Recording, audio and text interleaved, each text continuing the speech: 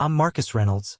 I'm 31 years old, and I watched my own father throw my 82-year-old grandfather out into a thunderstorm just moments after he got his hands on my grandpa's $2.3 million house. Before I tell you how a single, chipped teacup and a faded red scarf led to a courtroom showdown that destroyed my family and built a legacy, let me know where you're watching from in the comments below. Knowing you're out there listening, it all helps, really. The rain that night wasn't just rain. It was a biblical deluge, the kind that feels like the sky is trying to wash the world clean of something ugly. It hammered against the windshield of my car as I pulled up to my parents' house. A sprawling two-story colonial that always looked perfect from the outside. That was the thing about my family. Everything was about how it looked from the outside. My mother, Maeve, had called me earlier. Her voice had that tight, falsely cheerful tone she used when my father, Owen, was on the warpath. "Marcus, darling, can you come for dinner? Your father and I want to sort things out with Grandpa." Sort things out. The phrase sent a chill down my spine. In the Reynolds household, that was code for surrender. It meant my father had decided on a course of action, and the rest of us were expected to fall in line. I should have turned the car around. God, I wish I had. The moment I walked in, the air in the house felt wrong. It was thick with a tension that smelled like old wood, lemon polish, and fear. There was no dinner cooking. Instead, my grandfather, Walter, was sitting at the head of the long mahogany dining table, looking impossibly small under the grand chandelier. He seemed to have shrunk into his favorite cardigan. His eyes, usually so sharp and full of life, were clouded with a deep, unsettling confusion. Across from him sat a woman I didn't know, her hair in a tight bun, a briefcase open on the table, a notary, and standing over them both like a predator over its prey was my father. He held a pen.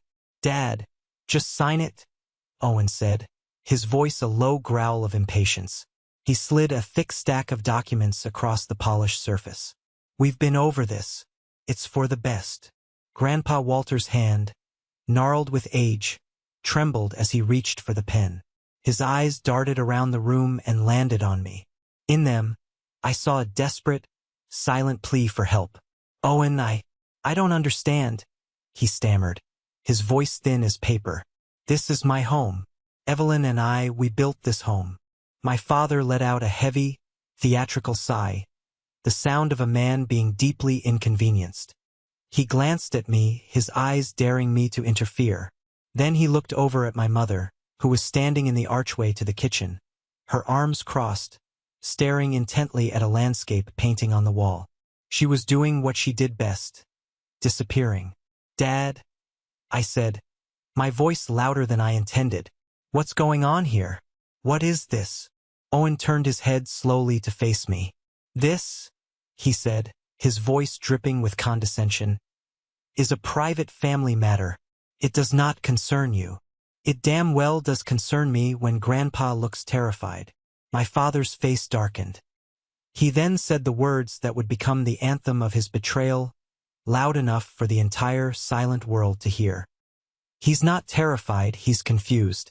He's dying soon, Marcus. This house, this money. It's wasted on an old man who doesn't even know what day it is. It's time to be practical." I turned to my mother, my last hope. "Mom, are you hearing this? Are you just going to stand there?" She flinched, but she didn't turn. She just adjusted her arms, hugging herself tighter. "Marcus, please," she whispered to the painting. "Don't make this difficult." That was it. The final betrayal. Her silence was a consent.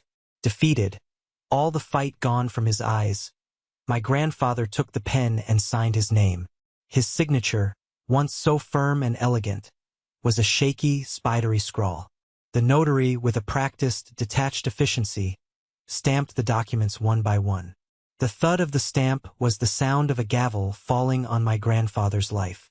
But the cruelty wasn't over. My father then walked Walter to the coat closet and retrieved a small, worn-out suitcase. "We packed a few things for you," he said, his voice devoid of any emotion. Walter stood, unsteady on his feet, and reached for one thing on the mantelpiece. A delicate porcelain teacup with tiny, hand-painted blue flowers. It was the last gift my grandmother, Evelyn, had given him before she passed. He held it in his hand like a sacred relic.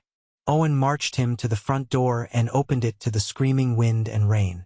He placed the suitcase on the wet porch. Then, with a casual, dismissive shove, he pushed my 82-year-old grandfather out into the storm and shut the door. The heavy oak door clicked shut, a sound of absolute finality. For a moment, nobody moved. I stared, horrified, through the sidelight window at the silhouette of my grandfather, standing drenched and alone on the porch he had built, now a trespasser. That's when 31 years of learned silence shattered inside me. I looked at my father's cold, satisfied face. I looked at my mother, who had finally turned from the wall, her own face a mask of pale, pathetic denial. I didn't yell. I didn't scream. I just walked past them, my shoulder brushing my father's. I wrenched the front door open, ignoring his furious, "Marcus, don't you dare." I walked out onto the porch, the rain soaking me in seconds. I put my arm around my grandfather's shaking shoulders. He leaned into me, his body trembling with cold and shock. "It's okay, Grandpa," I whispered into the wind. "I've got you." As I led him down the steps, away from the warm, bright house and into the darkness of the storm, I made a silent vow. This wasn't just an act of cruelty. This was a declaration of war. And I had just accepted the terms. My one-bedroom apartment had never felt so small or so vital. That night, it was a lifeboat in the middle of an ocean. I stripped off Grandpa Walter's soaking clothes, wrapped him in every blanket I owned, and sat him on my lumpy, second-hand sofa. He was shivering uncontrollably, a deep, rattling tremor that seemed to come from his very soul. I made him a cup of hot tea, but his hands shook too violently to hold it. I had to hold the mug to his lips, tipping it gently. He took a few sips, his eyes staring blankly at the wall. The only thing he held onto with any strength was that chipped porcelain teacup. His fingers wrapped around it as if it were an anchor. "He's my son, Marcus," he whispered, the words catching in his throat like broken glass. He repeated it over and over, a litany of disbelief. "My boy. I raised him in that house. After Evelyn. After she was gone. It was just me and him. I worked 2 jobs. I did everything for that boy." Listening to him, my own heart fractured. Eventually, he fell into an exhausted, troubled sleep right there on the couch. I watched him, his face etched with a profound sorrow, and the past came rushing back at me, not as memories, but as vivid, painful scenes. I was 10 again, standing in the living room. It was the week before Christmas. I had spent a month saving my allowance to buy my dad a gift, a leather-bound book by his favorite author. I was so proud. I'd wrapped it myself. When he opened it, he just glanced at it and set it aside. "Thanks," he said, before turning his attention to the expensive watch my mother had given him. Later that night, I saw the book being used as a coaster for his drink. I'd felt a hot sting of shame and disappointment. I went to my room, and Grandpa Walter followed me. He didn't say anything bad about my dad. He just sat on my bed and asked me to tell him all about the author. He listened for a whole hour, asking questions, making me feel like my gift, my effort had mattered. I remembered another time, when I was 16. I got in my first car, a beat-up old Ford Escort. I loved that car. I'd scraped the side of it pulling into the garage. It was a minor scratch. My father exploded. He called me careless, irresponsible, said I didn't deserve to have nice things. He grounded me for a month. The next weekend, while my dad was out golfing, Grandpa Walter came over with a small can of touch-up paint and a polishing cloth. We spent the afternoon fixing the scratch together. "People make mistakes, Marcus," he'd said, wiping a smudge of paint from my cheek. "It's not the mistake that defines you. It's what you do after. It's about taking responsibility. It's about fixing what's broken." He was always there, quietly fixing what my father broke. The next morning, the modern extension of my father's tyranny began. My phone buzzed. A text from my younger brother, Trevor. The golden child, the one who could do no wrong. "Heard you caused a scene last night. Seriously uncool.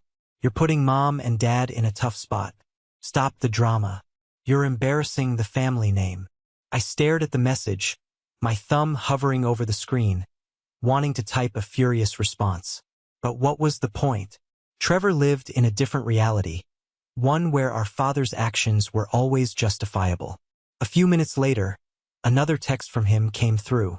By the way, this whole thing could mess up my loan application for the condo, so just chill out.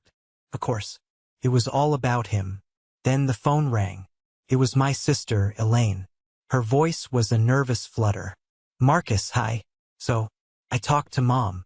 And, I said, my voice flat. And she's really upset. You've really upset her. I've upset her? Elaine, are you kidding me? Dad threw an 82-year-old man, his own father, out in a hurricane. It wasn't a hurricane, Marcus. Don't be so dramatic, she whined, her voice rising. Look, Dad was just stressed. He's got a lot on his plate with work. You know how he gets. He just wants what's best for Grandpa in the long run. Professional care. He wants Grandpa's money, Elaine. That's all this is. That's a horrible thing to say, she gasped. You don't know that. You're just making things harder for everyone. Why do you always have to fight? Just bring Grandpa back, apologize to Dad, and let them handle it. Let them handle it.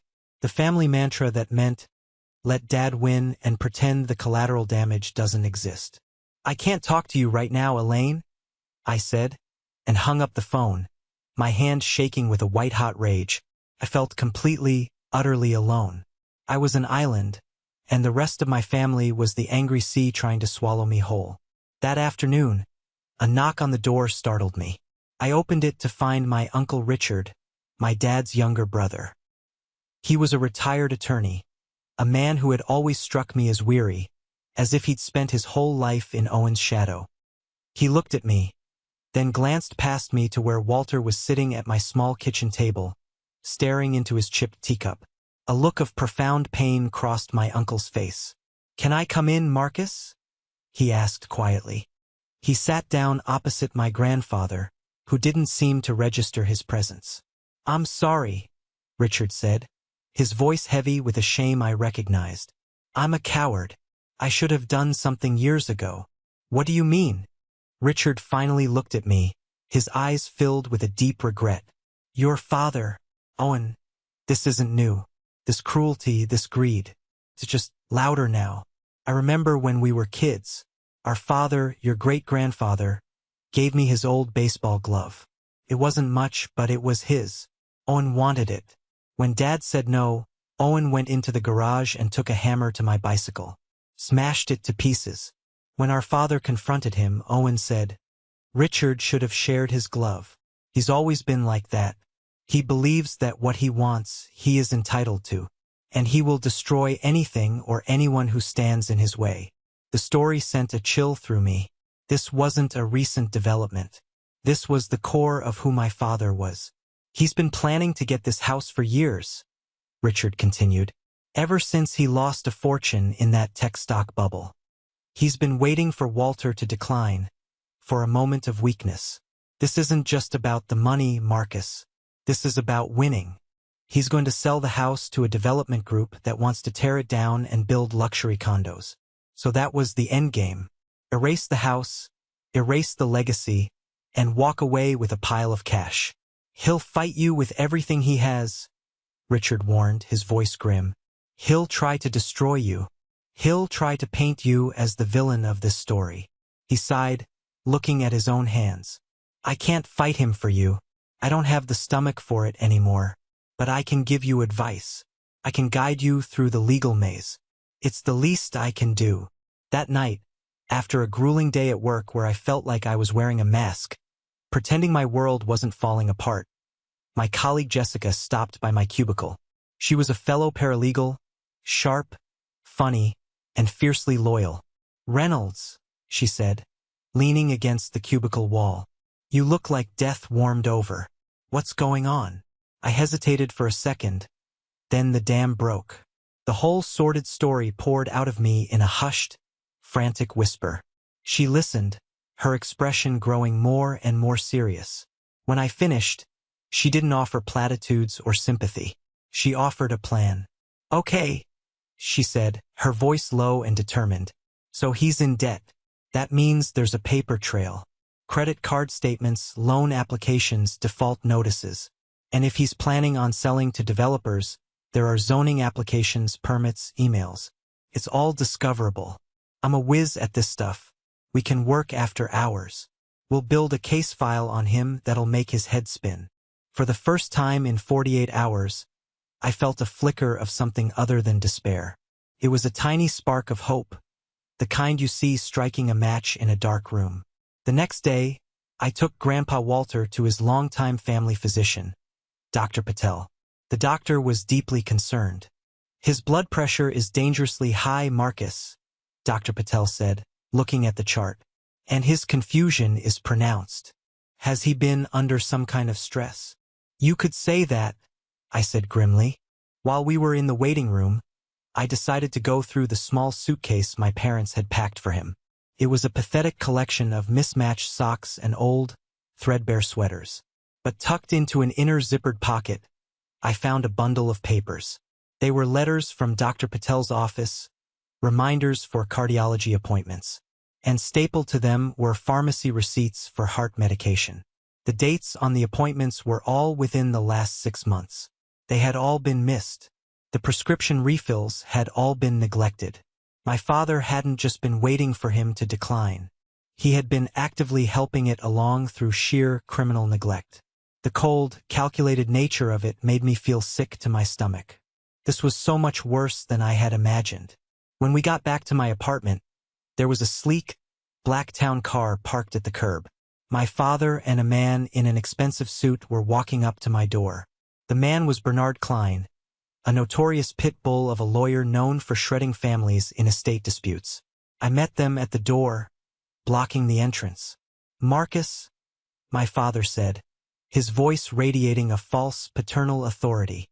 We need to talk about your grandfather's future. Klein stepped forward, extending a hand I refused to shake. Mr. Reynolds, he said, his voice as smooth and cold as polished marble.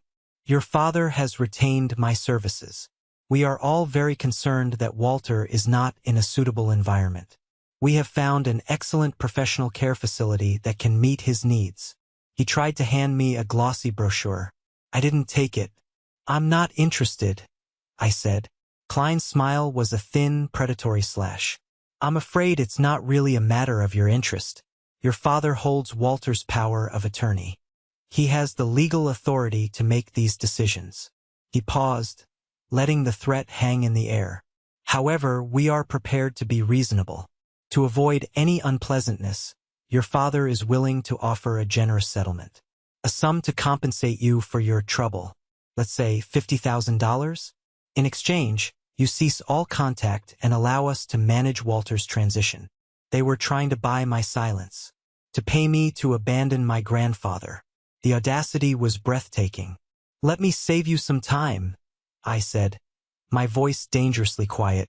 The answer is no. You're not putting him in some cut-rate nursing home you found so you can bulldoze his house and get your payday. My dad's face hardened into a mask of fury. How dare you? What I do with my property is my business. It stopped being your property the moment you threw him out, I shot back. And it became my business.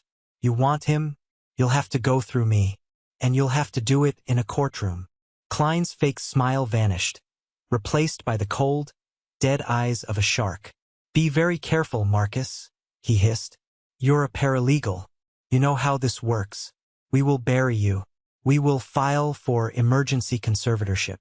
We'll paint you as an unstable, opportunistic parasite unduly influencing a vulnerable man for his inheritance. We will subpoena your work records, your financials, your personal life. By the time we're done with you, you'll be lucky if you can get a job delivering pizzas. Is that what you want? He slid his business card into the frame of my screen door. Have your lawyer, if you can afford one, call me. They turned and walked away, leaving me standing in the doorway, the business card a stark white rectangle against the dark screen. It was a formal declaration of war. A war they were certain I couldn't possibly win. The first wave of the attack wasn't a legal motion. It was a character assassination. Within days, A Facebook page materialized, titled, Concern for Walter Reynolds. It was run by a so-called group of concerned family and friends. I knew it was my father's work, orchestrated by Klein. The page's profile picture was a sunny photo of Owen and Walter at a family barbecue from 5 years ago, both of them smiling. It was a masterpiece of propaganda. The posts were short, cloying, and devastatingly effective. Our hearts are broken. Our beloved father and friend, Walter, is being isolated from those who love him most. We are praying for a swift and peaceful resolution. The comments section was a viper's nest. It was filled with messages from people I'd grown up with, people who used to pat me on the head at Christmas parties. Owen and Maeve, we are thinking of you. I can't imagine what you're going through. It's shocking what some children are capable of. Susan, my mom's best friend. This is just terrible. Marcus always seemed like such a sweet boy. I guess you never really know. Mr. Henderson, my old baseball coach. They were systematically erasing my identity and replacing it with that of a monster. It was insidious. I was at the grocery store when I saw Susan. I said hello. She looked right through me, then turned her cart and hurried down another aisle as if I were contagious. The shame was a hot flush that crawled up my neck. This public shaming was a deliberate tactic to isolate me, to make me feel so alone that I would simply give up. The pressure campaign extended to my professional life. My job at Harrington and Associates was my one sanctuary of normalcy, but that was quickly breached. It started with whispers at the coffee machine. Then one of the senior associates, a guy named Peterson who was known for being a corporate sycophant, pulled me aside. Marcus, he said, with an air of giving me some sage, friendly advice. I hear you're having some family troubles. Listen, a word to the wise. A firm like this, it's all about reputation. You don't want to be the guy with the baggage. Can affect your future here. Your shot at a promotion, your annual bonus. These things are based on more than just billable hours. It was a veiled threat, delivered with a smile. My future, my salary, my ability to pay my bills, it was all tied to this. A few days later, I was formally summoned to Victoria Harrington's office. She was all business, her face set like stone. Marcus, we have a problem, she said, cutting straight to the chase. Bernard Klein's office has contacted our firm's general counsel. They have put us on notice that they intend to name you in a defamation lawsuit. My blood ran cold. They have no grounds, I stammered. Grounds are irrelevant. She cut in, her voice sharp. They are doing it to apply pressure both on you and on this firm. They are trying to make you a liability we are unwilling to carry. I've told the partners I will handle it, but my patience is not infinite. Your personal war is now officially affecting my business. You need to fix this, and you need to do it now. Her words, though harsh, were a bucket of ice water. She wasn't firing me. Not yet. She was challenging me. But the threat was clear. The clock was ticking. That evening, feeling the walls closing in, I made a desperate call to Sophia, the home health nurse. I knew she was my best hope for an independent witness, someone who could testify to my father's behavior without the taint of family bias. Sophia, it's Marcus Reynolds again. Walter's grandson. Oh, hello, she said. Her voice was strained, cautious. I know I asked you before, I said, trying to keep the desperation out of my voice. But things are getting serious. My father's lawyers are trying to paint me as a villain. You saw how he treated Grandpa. You told me you saw it. I told you he was controlling, she corrected, her voice barely a whisper. Yes, that's it. Just, would you be willing to sign an affidavit? A sworn statement. You wouldn't even have to appear in court, not yet. Just a statement about what you observed. It would help so much. There was a long, agonizing silence on the other end of the line. I could hear the faint sound of a television, probably her kids watching cartoons. Marcus, I can't, she finally said, her voice cracking. I looked up that lawyer, Mr. Klein. I read about him. He destroys people. I have 2 kids, Marcus. I have a mortgage. I'm a single mom. If I get involved, they will come after my job. They will file a complaint with the nursing board. They will ruin my life. I'm so sorry. I truly am. But I can't. The line went dead. I slammed the phone down on the cradle, a wave of frustrated anger washing over me. It was another dead end. My father and Klein were experts at finding people's fears and exploiting them. The next day, I saw my mother. It was a coincidence. I was leaving a pharmacy, and she was walking out of the boutique next door. Our eyes met for a split second. I saw a flash of panic in her face. "Mom," I said, taking a step towards her. She flinched, clutching her purse to her chest like a shield. "I can't, Marcus," she said, shaking her head as she backed away. "I just can't." She turned and practically ran to her car, leaving me standing on the sidewalk. It was a public rejection, a clear and painful sign that she had made her choice. She was fully on his side, or at least too terrified to be on mine. That evening, I sat down and did the only thing I could. I fought back with the only weapons I had, my legal training and my meticulous nature.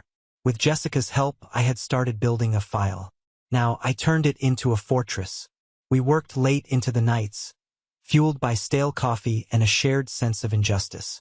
Jessica was a genius at navigating online databases. She found records of my father's defaulted loans, a lien against his business, and a string of angry letters from creditors. He wasn't just in debt. He was drowning in it. The house wasn't a bailout. It was a lifeline. I organized everything into a timeline. Date: March 12th. Event: Owen Reynolds cashes out Walter's retirement fund, citing managing expenses. Evidence: bank statement. Date: April 5th. Event: voicemail from Dr. Patel's office regarding a missed cardiology appointment for Walter. Evidence: audio file. Date: May 20th. Event: email from Trevor to Owen. Subject: condo. Body: Dad, any news on the house fund? The broker needs a proof of funds for the down payment. Evidence: a forwarded email from a confidential source. My Uncle Richard had a moment of conscience and dug it up. Every piece of evidence was another brick in the wall I was building. Every document was another stone for my sling. The final piece of my offensive strategy was a bold one. I knew I couldn't win in the court of public opinion my father had created, so I would take the fight to a different court. I spent a whole weekend drafting the legal document myself, using my access to the firm's software. It was a petition for emergency guardianship. In it, I didn't just make accusations. I laid out the facts. I attached the timeline. I attached the bank statements, the missed appointment records, the evidence of neglect. I formally accused my father, Owen Reynolds, of elder exploitation, undue influence, and breach of fiduciary duty. On Monday morning, I filed it with the county court. It was a declaration of war, not on Facebook, but on official, legally binding paper. I had taken their attacks, their intimidation, their war of attrition, and I had absorbed it. Now I was firing back, and I was aiming for the heart of their empire. Filing for guardianship was like pulling the pin on a grenade.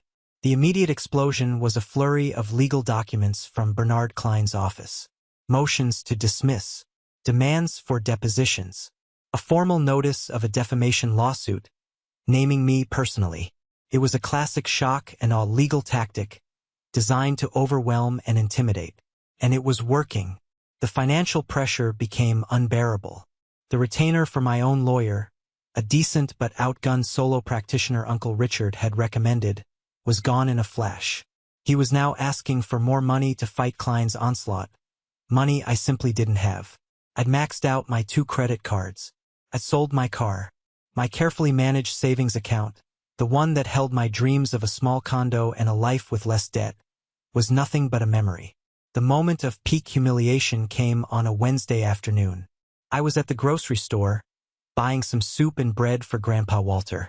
The total was $12.47. I swiped my debit card. Declined. I swiped it again. Declined.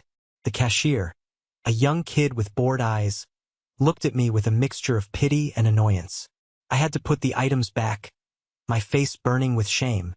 I walked out of the store with nothing. That night, I wrote an email to my landlord, begging for a 2-week extension on the rent. My life was unraveling thread by painful thread.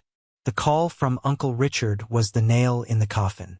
His voice, usually so calm and measured, was filled with a weary resignation. "Marcus, I've been going over Klein's motion to dismiss," he said, his voice heavy. "It's strong. He's arguing that since Owen holds power of attorney, and Walter hasn't been legally declared incompetent, you have no legal standing to challenge his decisions. He's citing a dozen precedent cases. It's a very tough legal wall to climb. So what are you saying?" I asked, a knot of dread tightening in my stomach. "I'm saying our chances are not good," he sighed. "And this defamation suit, that's real. He can drag you through depositions for months. He can ruin you, Marcus, financially and professionally." There was a long pause. Klein called me again. He upped the settlement offer, $100,000. "And they'll drop the defamation suit." "No," I said automatically. "Listen to me, kid," Richard pleaded, his voice cracking slightly. "Sometimes victory isn't about winning the war. It's about surviving it. Take the deal. Use the money to get Walter into a top-notch facility, the one of your choosing. Put this behind you. You've fought the good fight, but this is a fight you're positioned to lose." He hung up, and I felt the last bit of ground crumble beneath my feet. My own legal counsel was telling me to surrender. As if the universe had a sixth sense of timing, my phone rang again less than an hour later. It was a nurse from the local hospital. "Mr. Reynolds? It's about your grandfather, Walter." My heart hammered against my ribs. "What is it? What's wrong?" "He's had a mild cardiac event, a small heart attack," she said, her voice calm and professional. "He's stabilized and conscious, but Dr. Evans would like to speak with you as soon as you can get here." I took a bus to the hospital, my mind a chaotic storm of guilt and fear. I found Grandpa Walter in a bed in the emergency ward, looking pale and fragile, hooked up to a symphony of beeping machines.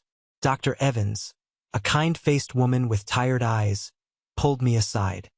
"His heart is weak, Marcus," she said gently. "But what concerns me more is his overall state.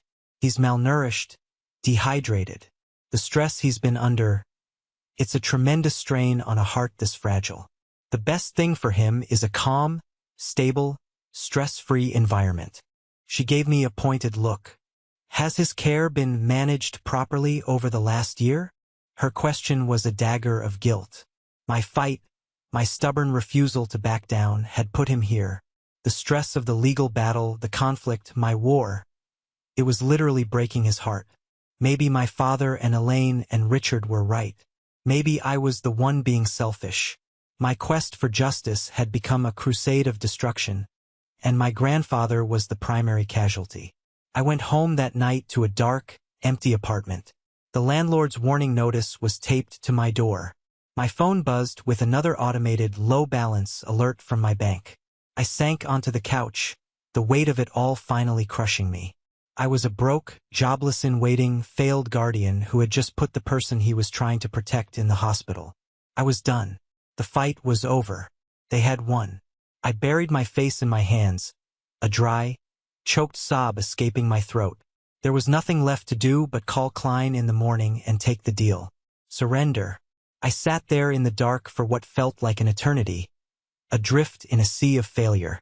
My eyes slowly adjusted to the gloom, and I saw the glint of porcelain on the end table. The chipped teacup. I picked it up, its smooth, cool surface a comfort in my hand. It was damaged, imperfect, but it was still here. It had survived. My gaze then drifted to the worn, red scarf I'd left draped over the back of a chair. I reached for it, the fabric soft and familiar. I closed my eyes and I was 16 again, standing in the garage next to my grandfather. I could smell the oil and the touch-up paint. I could feel the rough texture of the polishing cloth in my hand. And I could hear his voice, so clear and kind. "It's not the mistake that defines you, Marcus. It's what you do after. It's about fixing what's broken." My eyes snapped open. What was broken here wasn't just a legal contract or a bank account. It was a matter of right and wrong. It was a man's dignity. Giving up now wouldn't fix anything. It would just ratify the crime. It would mean my father's cruelty was the final word on my grandfather's life. A new feeling began to burn through the fog of despair. It wasn't hope. It was a cold, hard resolve that settled deep in my bones. I would not let my father win. I might lose the house, the money, my job, but I would not lose this fight. I stood up, my back straight for the first time in weeks. I walked to my laptop and opened it, my fingers moving with a new, certain purpose. I began to type an email. The recipient was Victoria Harrington. The subject line was, Pro Bono Case Proposal and Strategic Analysis. The Walter Reynolds Guardianship. I didn't beg for help. I didn't complain about my circumstances. I wrote the most powerful, persuasive legal argument of my life. I laid out the facts, the evidence, the timeline of neglect. I dissected Klein's legal strategy, pointing out its vulnerabilities. I framed the case not as my personal drama, but as a textbook example of predatory elder exploitation, a cancer that thrives in the silence of families. I argued that my father's actions weren't just immoral. They met the precise legal definition for fraud and undue influence. I attached every piece of evidence I had. The final paragraph was a direct appeal to her identity as a warrior for justice. This case is not about an inheritance. It is a test of whether our legal system can effectively protect its most vulnerable citizens from the people they are supposed to be able to trust the most. It is a case that this firm was built to win. I stared at the screen for a long moment, my finger hovering over the mouse. Then I clicked send. I had no idea what she would do, but as I shut the laptop, I knew one thing with absolute certainty. I had survived my darkest night, and I had come out the other side ready for the dawn. The 2 days after I sent that email were the longest of my life. I was living on a knife's edge, expecting every phone call to be my termination. I went to work and kept my head down, focusing on my tasks with a forced, robotic concentration. On Thursday morning, Victoria Harrington's assistant called my desk. Marcus, Ms. Harrington would like to see you in her office. Now. My heart hammered against my ribs as I made the long walk down the plushly carpeted hallway. This was it. I steeled myself for the inevitable. I walked in, and she was standing by the floor-to-ceiling window, looking out at the city skyline. She didn't turn around immediately. I read your proposal, Marcus, she said, her voice calm, her back still to me. Twice. It's a damn fine piece of legal analysis. You correctly identified the weaknesses in Klein's position and laid out a clear, evidence-based path to victory. She turned to face me, her eyes sharp and assessing. But a legal brief is one thing. A courtroom is another. Are you ready for what's coming? Klein will try to tear you apart on the stand. He will bring up every mistake you've ever made. He will twist your love for your grandfather into something ugly and greedy. Can you handle that? Yes, I said, my voice clear and steady. There was no doubt left in me. Good, she said with a curt nod. She walked to her desk and picked up the phone. Cancel my afternoon, she told her assistant, and book the main conference room. Tell the litigation team I want them there in 10 minutes. We're going to war. The week leading up to the guardianship hearing was a blur of intense preparation. Victoria was a brilliant and terrifying general. She and her team drilled me for hours, peppering me with the most invasive, insulting questions Klein could possibly ask. They made me relive every painful memory, every moment of doubt, forcing me to confront it and build a defense against it. It was grueling, but with every session, I felt stronger, more prepared. She wasn't just my lawyer. She was my trainer. The day of the hearing arrived, gray and heavy. I walked into the courtroom with Victoria by my side. She radiated a calm, lethal confidence. My father, mother, and Trevor were already seated with Klein. Owen looked supremely confident, whispering and laughing with his lawyer. He saw me and gave me a smirk, a look of contemptuous pity. He thought this was his arena, his game to win. He had no idea he was walking into an ambush. The proceedings began, and Klein put my father on the stand first. Owen was a masterful actor. He spoke in a low, sorrowful voice about his father's tragic decline. He talked about wanting to honor his father's legacy by managing his assets properly. He painted a picture of himself as the responsible, heartbroken son, and me as the emotional, unstable grandson who was in over his head. Then it was Victoria's turn. She approached the witness stand with a quiet, deliberate grace that was more intimidating than any overt aggression. "Mr. Reynolds," she began, her voice resonating with authority. "A noble sentiment, honoring your father's legacy. Let's talk about that legacy. It includes his home, does it not?" "Of course," Owen said smoothly. "The family home. The home you had him sign over to you on June 24th? Yes, to manage the property on his behalf. And is it also not true, Mr. Reynolds, that on June 25th, the very next day, you had a meeting with a representative from Sterling Development Group to discuss the demolition of that very home?" Victoria placed a copy of an email on the evidence projector. It was from Owen to the developer, confirming their meeting. The jury murmured. Owen's face tightened.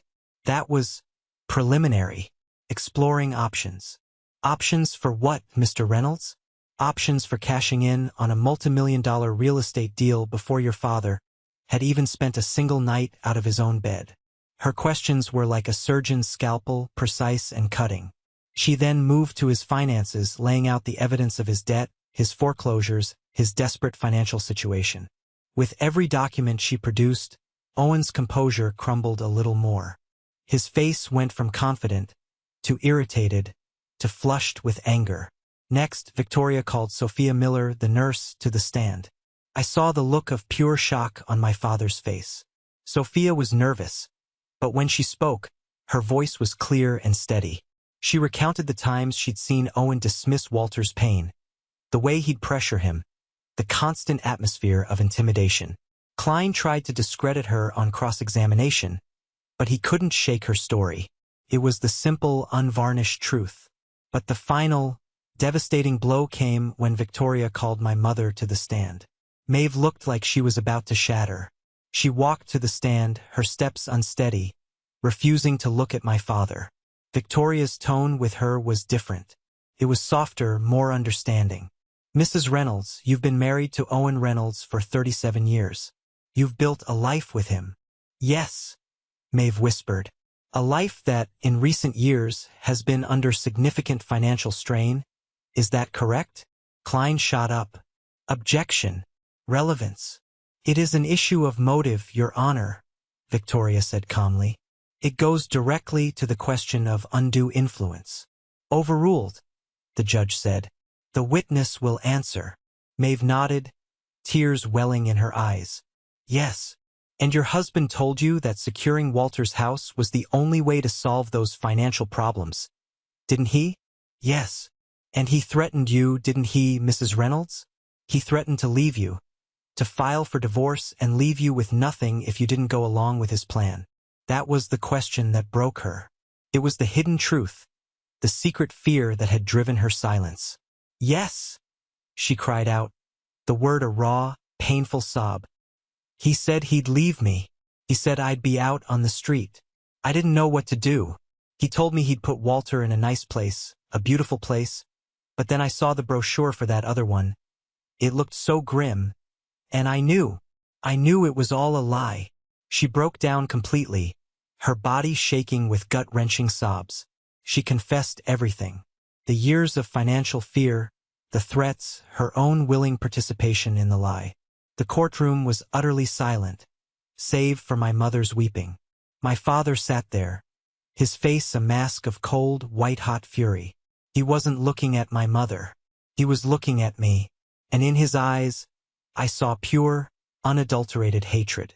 He had been exposed, defeated, and he would never forgive me for it. The judge's ruling was a formality at that point. He spoke in a voice filled with contempt. He called Owen's actions a shocking and predatory betrayal of the highest order. He voided the transfer of the deed. He stripped Owen of his power of attorney. And he granted full legal and medical guardianship of Walter Reynolds to me. His final words were delivered looking directly at my father. This court is referring this entire matter to the district attorney's office for immediate criminal investigation. You may be done with this courtroom, Mr. Reynolds, but I suspect the justice system is not yet done with you. Victoria put a hand on my arm. Her grip was firm. We did it, Marcus, she whispered. It was over. Justice, real and irrefutable, had been served. The victory felt less like a triumphant celebration and more like the deafening silence after a bomb has gone off. We had won the battle, but the landscape of my life was forever changed, littered with the wreckage of my family. The first priority was Grandpa Walter. Armed with the court order, I moved him from the hospital to a quiet, highly regarded rehabilitation facility with a beautiful garden. For the first time in months, the cloud of fear and confusion seemed to lift from his eyes. He was weak, but he was peaceful. I spent my afternoons there, reading him the newspaper or just sitting with him, holding his hand. One sunny afternoon, he was having a good day. He was alert, his mind clear. He squeezed my hand, his grip surprisingly strong. You know, your grandmother, Evelyn, she would have liked you, he said, a faint smile on his lips. She always said the most important thing a man can have is a strong back and a good heart. You've got both, Marcus. He looked at me, his eyes shining with a pride that healed a part of me I didn't even know was broken. You didn't stay silent. It was the last real conversation we had. He passed away a week later in his sleep, his heart finally giving out. The funeral was small and quiet. Uncle Richard was there, his face etched with a quiet grief. Sophia, the nurse, came to pay her respects. And to my surprise, Elaine was there, standing at the back, her eyes red-rimmed. My father, my mother, and my brother were not. Their absence was a statement, a final, slamming door. The legal and social fallout for Owen was catastrophic. The story of the trial became a minor local scandal. Prominent businessman accused of defrauding elderly father. He was forced to resign from the boards he sat on. His development partners pulled out of their deals. His world, built on a foundation of reputation and influence, had crumbled to dust. He and my mother were proceeding with a bitter, messy divorce. She had moved to Florida to live with her sister, a refugee from her own life. Trevor lost his job. His company's ethics clause didn't look kindly on employees implicated in elder fraud investigations. He sent me one final, hate-filled email blaming me for ruining his life, for taking away his promotion, his future. I deleted it without responding. About a month after the funeral, Elaine asked to meet. We sat in a sterile coffee shop, a neutral ground. She looked older, worn down. She didn't make excuses. She just looked me in the eye. I was a coward, Marcus, she said, her voice thick with shame. I was so afraid of Dad, of the conflict, of being the target of his anger. So I chose to be a bystander. And being a bystander when something terrible is happening is the same as being an accomplice. I know that now. I have to live with the fact that I failed Grandpa. And I failed you. Tears streamed down her face. It was a raw, honest confession. I can't change what I did, she said. But I can change who I'm going to be. If you'll let me, I'd like to try to be a sister to you again.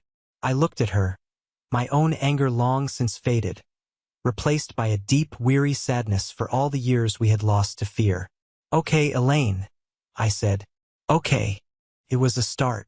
With the legal battles over, the house was now officially mine. The reality of it was staggering. It was a beautiful, historic home on 3 acres of prime suburban land. It was also a $2.3 million asset. The sheer weight of that number was dizzying. My first, most logical thought was to sell it. The idea was incredibly seductive. I could pay off my student loans, pay off the debts I'd incurred during the trial. I could buy a modern condo downtown, put a huge chunk of money in investments, and never worry about my salary or a late rent payment again. I could have security, comfort, freedom. I even met with a realtor. She walked through the house, her eyes wide, talking about bidding wars and market values. She drew up a proposal, and the final number on the page made my head spin. It was a ticket to a new life, a reward for the hell I had been through. But every time I walked through those empty rooms, A profound sense of unease settled over me. I'd stand in the dusty living room and remember Grandpa Walter teaching me how to play chess. I'd walk into the garden and see the ghosts of the rose bushes he so lovingly tended. This house wasn't just wood and nails. It was a repository of memories, a testament to a good man's life. To sell it felt like putting a price tag on that life. It felt like reducing my grandfather's legacy to a number on a spreadsheet. I spent weeks in a state of internal conflict. I would wake up in the middle of the night, my mind racing. One half of me screamed, "Take the money, you idiot! You deserve it! Make your life easy for once." But a quieter, steadier voice would answer, "And what about the next Walter Reynolds? What about the next family being torn apart by greed and fear?" The struggle was real. The temptation was immense. It would have been so easy to just sign the papers and walk away into a life of comfort. But I kept coming back to my grandfather's words. It's about fixing what's broken. What was broken wasn't my bank account. It was a system that allowed the vulnerable to be preyed upon in silence. Finally, the decision settled in my heart. It wasn't a choice between wealth and principle. It was a choice about my own identity. Was I the man who cashed out or the man who doubled down? I scheduled a meeting with Victoria Harrington and Uncle Richard. I didn't go to them for advice. I went to them with a fully formed plan. We met in the same grand conference room where my journey with Victoria had truly begun. "I'm not selling the house," I told them. Richard looked shocked. Victoria simply raised an eyebrow, waiting for me to continue. "I want to turn it into a legacy," I said, laying a thick folder on the table. "I want to use the house as the founding asset for a nonprofit organization. I want to call it the Walter Reynolds Foundation for Elder Justice." I spent the next 20 minutes laying out my vision. The foundation would provide pro bono and low-cost legal representation for victims of elder exploitation and fraud. The house itself would be the headquarters. Its immense value would serve as the collateral for the startup capital. We would hire a small staff of dedicated lawyers and paralegals. We would be a shield for the defenseless. When I finished, Richard was speechless. He just stared at me, his eyes wide. Victoria, however, was smiling. A genuine, broad smile. "Marcus," she said, "in my 30 years as a lawyer, I've seen two kinds of people who come into a large inheritance. Those who use it to build bigger walls around themselves, and those who use it to build longer tables. I've always been more interested in the second kind." She tapped the folder. "This is a brilliant, necessary idea. The Harrington firm will handle all the incorporation legal work, pro bono, of course, and I will make a few calls. I think I can get you a founding board of directors that will make Bernard Klein's blood run cold." Richard finally found his voice. "Walter would be so incredibly proud of you, Marcus," he said, his voice thick with emotion. "You're not just preserving his home, you're preserving his spirit." I walked out of that skyscraper into the bustling city streets, feeling not like a man who had given up a fortune, but like a man who had finally found one. I had a mission. I had a purpose that was bigger than myself. The pain and trauma of the past year hadn't broken me. It had forged me into something new. 1 year later, I stood in what was once my grandfather's formal parlor. The scent of old books and lemon polish was now mixed with the faint, invigorating smell of fresh coffee and printer ink. This was my office, the heart of the Walter Reynolds Foundation. The room was bright and airy, filled not with ghosts, but with a vibrant, living purpose. On the corner of my large, cluttered desk sat a small porcelain teacup with a single, noticeable chip in its rim. It was the first thing I saw every morning and the last thing I saw every night. The transformation had been astonishing. With the powerhouse backing of Victoria's firm, and a board of legal and financial heavyweights she had personally recruited, the foundation had gone from a dream to a dynamic reality. In our first year of operation, we had taken on 7 cases and won 6 of them, recovering homes, savings, and, most importantly, dignity for people who thought all was lost. My own life had been reborn. I was a full-time law student at night, and by day I was the executive director of the foundation. The work was demanding, often heartbreaking, but it was the most meaningful work I could ever imagine. I had found my calling, not in the quiet corridors of a corporate law firm, but in the trenches, fighting for people like my grandfather. Elaine was now our head of volunteer coordination.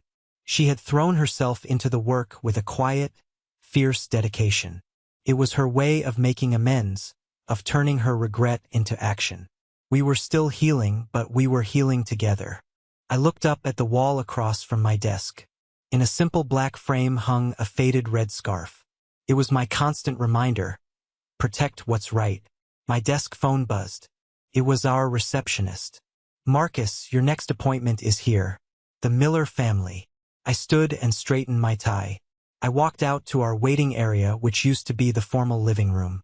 A woman my mother's age and her elderly father stood up nervously as I approached.